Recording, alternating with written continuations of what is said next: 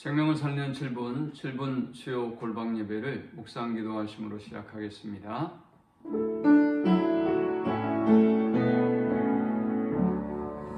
주님, 이 시간 잠잠히 주님 앞에 예배할 수 있는 은혜 주셔서 감사합니다. 악하고 험악한 시대 가운데 하나님의 뜻을 분별하고 하나님 기뻐하는 삶을 살아가는 저들이 되어지도록 인도하여 주옵소서. 하나님의 음성을 들을 수 있도록 우리의 영의 귀를 열어주시고 하나님의 행하심을 볼 수 있도록 우리의 영의 눈을 열어 주옵소서. 예수님의 이름으로 기도합니다. 아멘. 찬송 425장 드리겠습니다. 주님의 뜻을 이루소서. 고요한 중에 기다리니 진흙과 같은 날 믿으사 주님의 형상 만드소서. 주님의 뜻을 이루소서. 주님 발 앞에 엎드리니 나의 맘속을 살피시사 눈보다 이게 하옵소서. 주님의 뜻을 이루소서. 병들어 몸이 피곤할 때 권능의 손을 내게 펴사 강건케 하여 주옵소서. 주님의 뜻을 이루소서. 온전히 나를 주장하사 주님과 함께 동행함을 만민이 알게 하옵소서. 아멘. 이 시간에 주시는 살아계신 하나님의 말씀은 구약성경 신명기 13장 1절에서부터 5절까지의 말씀입니다. 너희 중에 선지자나 꿈꾸는 자가 일어나서 이적과 기사를 내게 보이고 그가 내게 말한 그 이적과 기사가 이루어지고 너희가 알지 못하던 다른 신들을 우리가 따라 섬기자고 말할지라도 너는 그 선지자나 꿈꾸는 자의 말을 청종하지 말라.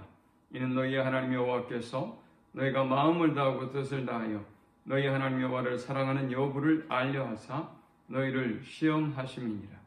너희는 너희 하나님 여호와를 따르며 그를 경외하며 그의 명령을 지키며 그의 목소리를 청종하며 그를 섬기며 그를 의지하며 그런 선지자나 꿈꾸는 자는 죽이라.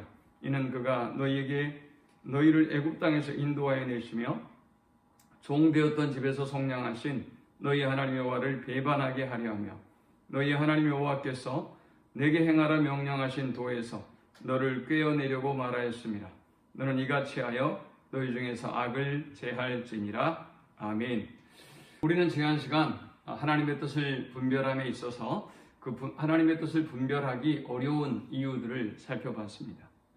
선택의 기회가 많아지면서 우리는 하나님의 뜻을 분별하기가 어려워졌습니다. 또 우리가 어떤 영적인 조언들을 구할 때 그 조언이 상반되어지는 경우가 있어서 우리는 또 혼란을 경험하기도 합니다. 또 가치 중립적인 문제들이 있기 때문에 하나님의 뜻을 분별하기가 어렵습니다.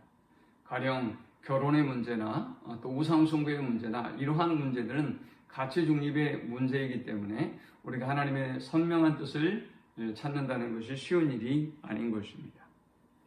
또 대부분 성경이 어떤 방향을 제시하지 구체적인 것을 말하고 있지 않기 때문에 우리가 또 어려움을 경험하기도 합니다. 오늘 본문에 보면 선지자가 등장합니다. 이 선지자는 거짓 선지자를 의미합니다. 꿈꾸는 자가 등장합니다. 이 꿈꾸는 자는 꿈에 취해 있는 자를 말합니다. 이들은 하나님이 보내지 않으셨음에도 불구하고 많은 기사와 이적을 행합니다. 그리고 많은 사람들이 미혹됩니다. 하나님은 이들을 반드시 용서하지 말고 죽이라고 말씀하셨습니다. 이토록 우리로 하여금 하나님의 뜻을 올바르게 분별하지 못하게 하는 죄가 얼마나 무서운 것인가를 보여주고 있는 것입니다. 우리가 미래에 대해서 호기심을 갖고 또 기도하고 관심을 갖는 것은 좋은 일이죠. 그러나 우리가 미래에 대해서 너무 지나친 호기심을 갖게 되면 이것은 우리를 큰 위험에 빠뜨릴 수 있다는 것을 알아야 합니다. 왜 그럴까요? 가령 우리가 어떤 주술가를 찾아가서 우리의 미래에 대해서 한번 알아봤다고 합시다. 그러면 좋은 일도 물론 있겠지만 또 나쁜 일도 들을 수 있어요.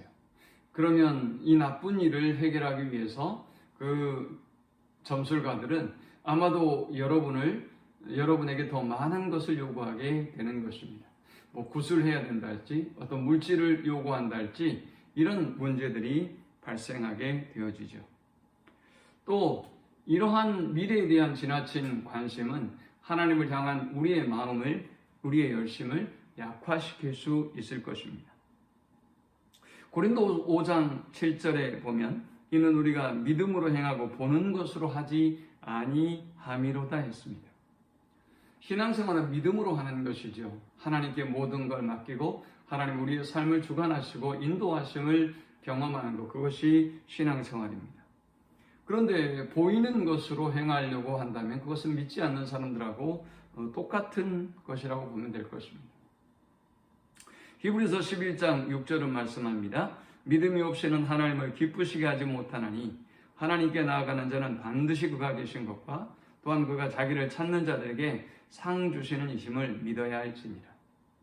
믿음은, 신앙생활은 믿음으로 하는 것이지 이렇게 뭔가 보아야만 하는 것이 아닌 것이죠. 미래에 대한 반복적인 궁금증을 가지고 살아가는 사람들은 자신의 영적인 성숙 또 인격적인 성숙의 기회를 놓쳐버리게 됩니다.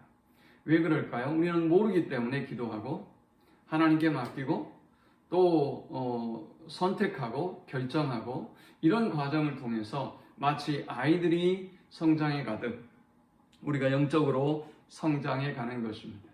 그런데 이러한 기회를 놓쳐버리게 되는 것입니다. 사무엘상 28장에 보면 사울 왕이 위기 가운데서 하나님의 음성을 듣기를, 계시를 받기를 원합니다.